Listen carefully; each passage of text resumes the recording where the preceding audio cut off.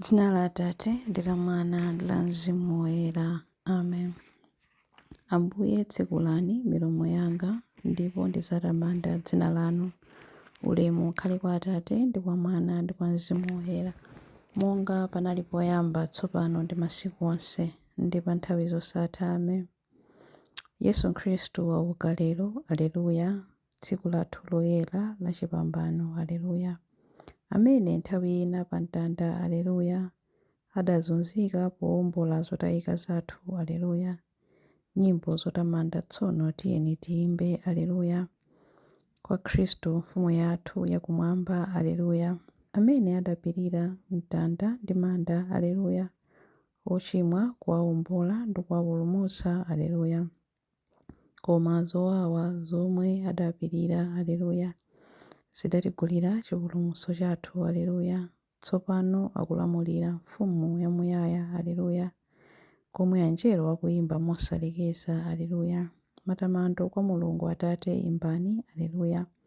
Matamando kwa Mulungu Mwana mfumu yathu, aleluya. Matamando kwa Mulungu Mzimu wakhale, aleluya. Tsopano ndi pa nthawi zosatha, aleluya. Chilimbi 1.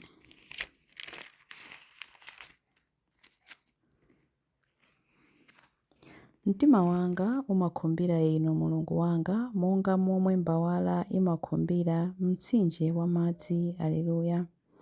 Monga momwe mbawala imakhumbira mtsinje wa madzi, ndimo mmene mtima wanga umakhumbira inu Mulungu wanga. Mtima wanga ukumva ludzu lofuna Mulungu, Mulungu wamoyo. Kodi ndidzafika liti pamaso pa Mulungu? Ntchito yanga ndikulira usana ndi usiku wosalawa chakudya chilichonse, ndipo anthu akhala akunena kuti Mulungu wako ali kuti. Mtima wanga umawawa ndikamakumbukira mmene ndinkayendera ndi chinamtindi cha anthu powatsogolera ku nyumba ya Mulungu. Panali khwimbi la anthu ofuwula mosangalala, akuyimba nyimbo zothokoza ndipo akuchita chikondwerero. Bwanji ukumva chisoni iwe mtima wanga? Chifukwa chiyani ukuvutika choncho mkati mwanga? Khulupirira Mulungu popeza ndidzamutamandanso. Iye amene ali thandizo langa ndi Mulungu wanga. Ndatayiratu mtima, chifukwa chake ndikukumbukira inu Mulungu pamene ndili ku dziko la Yorodani, ku Herimoni ndi ku phiri la Mizara. Madzi akuya akuyitanizana ndi madzi akuyanso. Mathithi anu akulindima kochiritsa mantha, mafunde anu ang'onoang'ono ndi akuluakulu omwe andimiza. Komabe chauta amaonetsa chikondi chake chosasinthika tsiku ndi tsiku. N'chifukwa chake nthawi zonse ndimamuyimbira nyimbo ndi kumampemphera Mulungu wondipatsa moyo. Ndimafunsa Mulungu thanthwe langa kuti mwandiyiwaliranji? Ndiziyenderanji ndili kulira chifukwa chondipsinja mdani wanga? Kunyoza kwa adani anga kumandipweteka ngati bala lofa nalo la m'thupi mwanga. Akamandifunsa nthawi zonse kuti Mulungu wako ali kuti. Bwanji ukumva chisoni iwe mtima wanga? Chifukwa chiyani ukuvutika choncho mkati mwanga? Khulupirira Mulungu popeza ndidzamutamandanso. Iye amene ali thandizo langa ndi Mulungu wanga. Ulemu ukhale kwa Atate ndi kwa Mwana ndi kwa Mzimu Woyera, monga panali poyamba tsopano ndi masiku onse ndi pa nthawi zosatha. Amen. Mtima wanga umakhumbira inu Mulungu wanga, monga momwe mbawala imakhumbira mtsinje wa madzi, aleluya. Chilimbi 2. Dzazani Ziyoni ndi nyimbo zokutamandani Ambuye. Ntchito zanu zamphamvu zimveke ponseponse, aleluya. Inu Ambuye mutichitire chifundo, inu Mulungu mwini zonse mutiyang'ane ife. Muopseze anthu onse a mitundu ina amene sadakufunefuneni, kuti azindikire kulibe Mulungu koma inu nokha, ndipo athe kusinkhasinkha za ntchito zodabwitsa. Musamule dzanja lanu ndi kulanga mitundu yachilendo, kuti onsewo adziwe mphamvu zanu, monga ndidawalonjezera kuti ndinu oyera pa zochita zanu pakati pa ife, momwemonso mutionetse ukulu wanu pa zochita zanu pakati pa iwowo. Aphunzire monga tidaphunzirira ife kuti palibe Mulungu wina koma inu nokha Ambuye. Onetsani zizindikiro zatsopano ndi kuchita zozizwitsa zinanso. Muonetse ulemerero wa dzanja lanu ndi mkono wanu wakumanja. Sonkhanitsani mafuko onse a Yakobo. Muwapatsenso dziko lawo monga mudachitira kale. Inu Ambuye muwachitire chifundo anthu otchedwa dzina lanuwa. Israeli amene mudamutchula mwana wanu woyamba. Muchitire chifundo mzinda mmene muli nyumba yopembedzeramo inu Yerusalemu, mzinda wopumulirako inuyo. Mudzaze Ziyoni ndi nyimbo zambiri zokutamandani. Nyumba yanu muyidzaze ndi ulemerero wanu.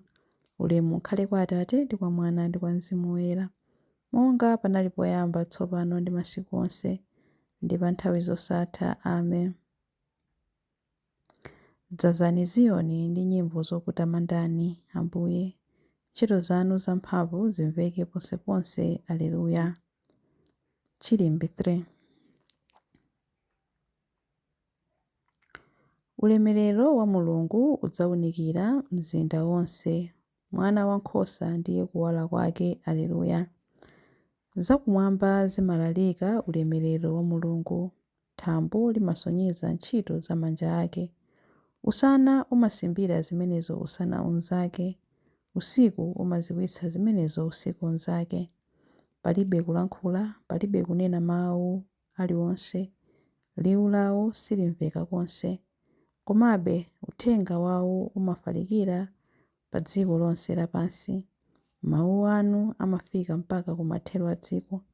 Mulungu adamangira dzuwa nyumba ya nthambomo. Dzuwalo limatuluka ngati mkwati wokondwa amene akutuluka m'nyumba mwake, ndipo limayenda ndi chimwemwe ngati ngwazi yamphamvu. Limatuluka kuyambira kumathero ena a thambo ndi kuzungulira mpaka kumathero enanso. Palibe chinthu chilichonse chotha kulewa kutentha kwake. Ulemu ukhale kwa Atate ndi kwa Mwana ndi kwa Mzimu Woyera, monga panali poyamba tsopano ndi masiku onse ndi pa nthawi zosatha. Amen. Ulemerero wa Mulungu udzawunikira mzinda wonse. Mwana Wankhosa ndiye kuwala kwake. Aleluya. Mawu a Mulungu, mawu akuchokera mu buku la Aroma 10:8b mpaka na 10. Mawu sali nawe kutali, ali pakamwa pako ndiponso mtima mwako. Amenewa ndiwo mawu achikhulupiriro amene timawalalika.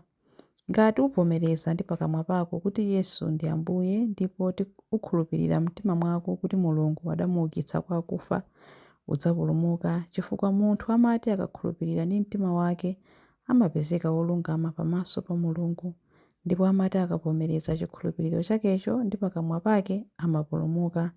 Mawu a Ambuye. Tithokoze Mulungu. Chiyankho: Ambuye auka m'manda. Aleluya, aleluya. Ambuye auka m'manda. Aleluya, aleluya. Adapachikidwa pa mtanda chifukwa cha ife. Aleluya, aleluya. Ulemu ukhale kwa Atate ndi kwa Mwana ndi kwa Mzimu Woyera. Ambuye auka m'manda. Aleluya, aleluya. Chilimbi cha nyimbo ya Zakariya. Poukitsa Yesu Khristu kwa akufa, Mulungu adatipatsa ife kubadwanso mwatsopano ku chikhulupiriro cha moyo mu lonjezo la kukhala ndi moyo wosatha. Aleluya. Adalitsike Ambuye Mulungu wa Israeli, wadzayendera anthu ake ndi kuwawombola. Watiukitsira ife mpulumutsi wamphamvu, nyumba ya Davide mtumiki wake, monga adalonjezera ndi milomo ya anthu oyera, iwo amene adali aneneri pa nthawi yakale. Mpulumutsi amene adzatimasula ife kwa adani athu, ku manja onse amene amadana nafe. Choncho chikondi chake pa makolo athu chakwaniritsidwa, ndiponso pangano chake choyera chakumbukiridwa.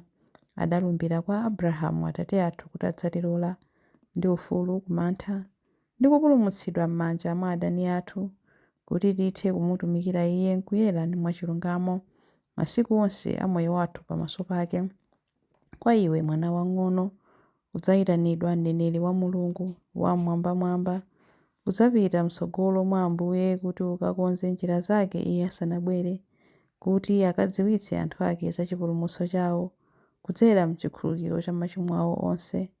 Chikondi chokoma cha mtima wa Mulungu wathu, amene amatiyendera ngati m'bandakucha wakumwamba, adzapasa kuwala iwo amene ali mdima iwo amene akukhala mu mthunzi wa imfa ndi kutisogolera ife mu njira ya mtendere. Ulemu ukhale kwa Atate ndi kwa Mwana ndi kwa Mzimu Woyera, monga panali poyamba, tsopano ndi masiku onse ndi pa nthawi zosatha. Amen. Poukitsa Yesu Khristu kwa akufa, Mulungu adatipatsa ife kubadwanso mwatsopano ku chikhulupiriro cha moyo, mu lonjezo lakukhala ndi moyo wosatha. Aleluya. Mapemphero. Ulemerero wa Mulungu Atate udaoneka mu imfa ndi kuuka kwa mwana wake. Tiyeni tipemphere kwa iye ndi chiyembekezo pakunena kuti: Ambuye, muwunikire mitima ndi miyoyo yathu. Mulungu Atate akuwala, mwawalitsa dziko lino ndi ulemerero wa Khristu. Lolani kuwala kwa chikhulupiriro chathu kuwonekere miyoyo yathu lero. Ambuye, muwunikire mitima ndi miyoyo yathu. Podzera mkuuka kwa mwana wanu, mwatsogolera miyoyo ya anthu onse ku moyo wosatha. Ntchito zathu za lero zidzazidwe ndi chiyembekezo cha ufumu wanu. Ambuye, muwunikire mitima ndi miyoyo yathu. Podzera mwa mwana wanu wouka kwa akufa, mudatumiza Mzimu Woyera pa dziko lapansi.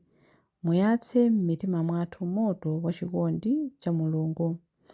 Ambuye, muwunikire mitima ndi miyoyo yathu. Potifera pa mtanda, mwana wanu anatipezera ufulu wosatha. Akhale nafe kuno ngati mpulumutsi ndi momboli wathu. Ambuye, muwunikire mitima ndi miyoyo yathu. Ambuye, muwunikire mitima ndi miyoyo yathu pamene tikupemphera kuti: Atate athu muli kumwamba, dzina lanu liyeretsedwe, ufumu wanu udze, kufuna kwanu kuchitidwe, monga kumwamba choncho pansi pano. Mutipatse ife lero chakudya chathu cha lero.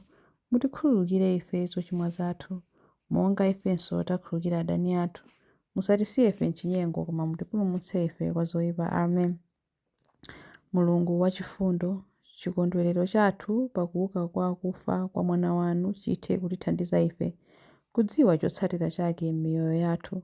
Tikupempha izi kudzera mwa Ambuye athu Yesu Khristu, mwana wanu, amene ali ndi moyo ndi ufumu limodzi nanu ndi Mzimu Woyera, Mulungu tsopano ndi pa nthawi zosatha. Amen.